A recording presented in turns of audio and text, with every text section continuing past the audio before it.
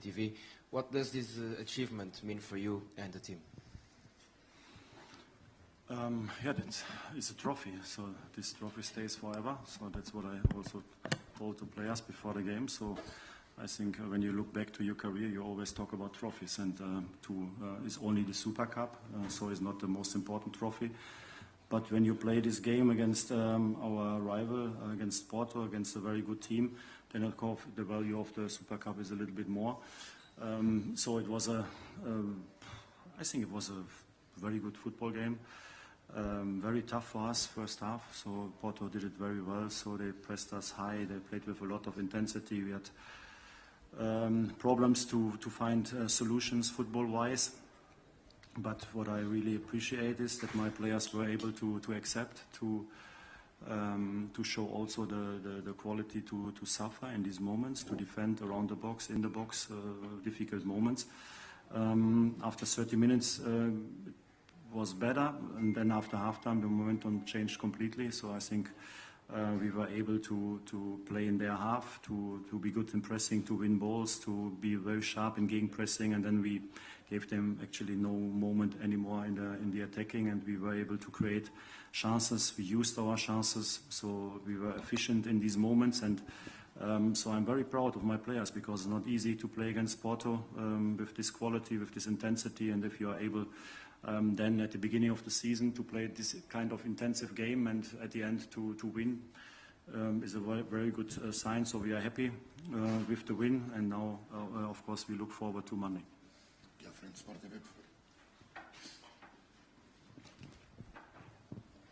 Hi, Roger Schmidt. Good evening. We are live for Sport TV. It seemed that all the players felt a lot more comfortable at the beginning of the second half. You made 2 changes, but what really changed on the team? It was the presence of Musa on the pitch that made the whole team feel a little more comfortable. I think Peter did it very well, so he was very good in the game. But in my opinion, it was not the only reason. So in my opinion, it was Porto. I think we have to respect also that they played a very good first half, first 30 minutes. So I think even when we play with a striker or even with Gonzalo Ramos or with Peter Musa up front, so there were not so many balls in the central attacking. So I think most of the balls they were able to win already before we were able to reach the final third. So sometimes football is like that. So there are momentums in the game. So their momentum was at the beginning. So and then I think. Like I said, so the momentum changed. Of course, the changes they helped, but in my opinion, it was not decisive. So I think it was decisive regarding the first half. So it was like it was more because of the quality and intensity of Porto. But then second half, like you said, so Peter did it very well. Very good as a target player, so very sharp, but also if you see all the players around, so I think we were able to win much more balls in the central midfield. So João Neves and Orkung did it very well, then later Tino and Chiquinho, so I think we were able to control also the central midfield. We were good with the forward defending of the fullbacks, the centre backs were sharp, and then we won balls and we were able to show our quality also after ball wins. So in my opinion, that's a little bit the story of the game, and with 2 different halves.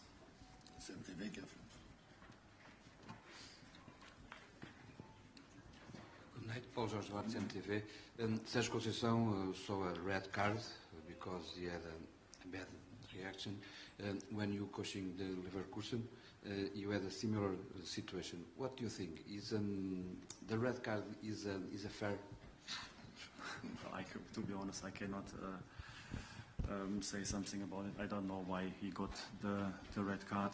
So I don't know nothing about this situation. So I'm sorry, I cannot leave a comment on that.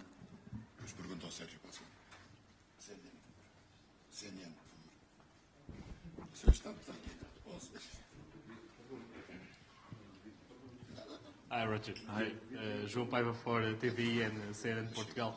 I want to ask you about this win in the Supertaça and last year championship win. Do you think that with both wins, both trophies, You and your team are on the pole position to win the title in Portugal again.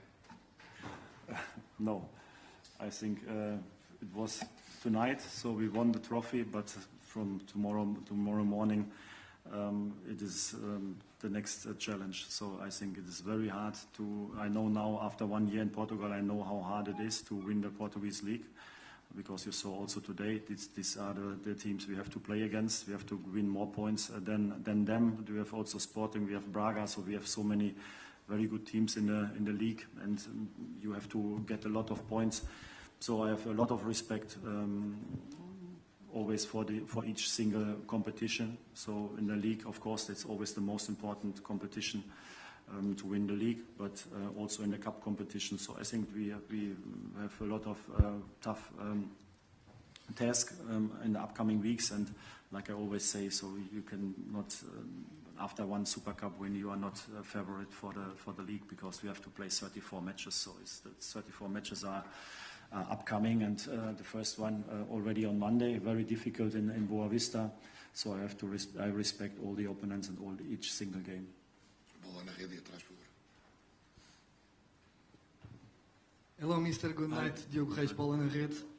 Benfica entered in a match with a mobile attack and had some difficulties in the first half, especially connecting sectors and offense. In the second half, you changed Ristic for Jurasek, you put Musa on. I wonder what dynamics you try to get in the left and in attack, and I wonder if mobile attack will be a future option in Benfica. What do you mean with mobile attack? With Rafa, no striker. Huh? With no striker, I think so. Without striker? Yeah. No, it was a decision for today, so I think we already did it a few times last season, to play with Fredericks like a second striker, or we played also with Gonzalo Guedes or David Neres on this position, and I think the idea was today also to find spaces behind their backline, but like I said, so we lost already too early the balls to play these balls, so it was difficult for us. The changes were, for me, that we need a strong player in the central attacking, to have also the option to sometimes to play long balls and to fight for the second balls, and to be a little bit more physical in the central attacking.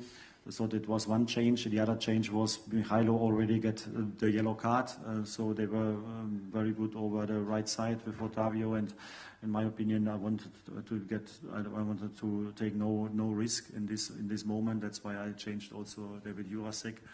That were a little bit the reasons for the changes. I think more important than the changes were, in my opinion, that we played with more braveness and intensity, and we believed more also in our ball possession game. So in my opinion, we did it much better second half, and that's why we could score the 2 goals.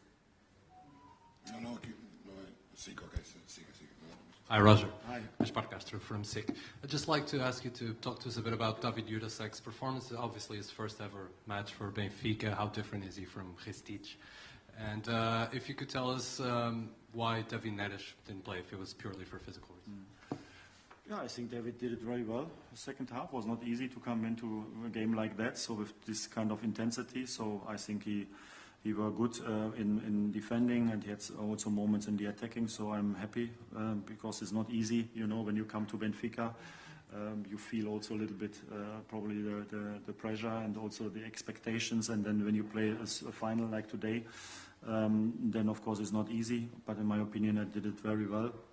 So now he's really part of Benfica, like Orkun also, and all the new players. David Neres has a small problem with the knee. That's why we could not take him in the squad today, and we hope that he's Monday back. Termina a conferência do treinador do Benfica, Roger Schmidt, de análise a esta vitória frente ao Porto na Supertaça por 2-0, disse o treinador.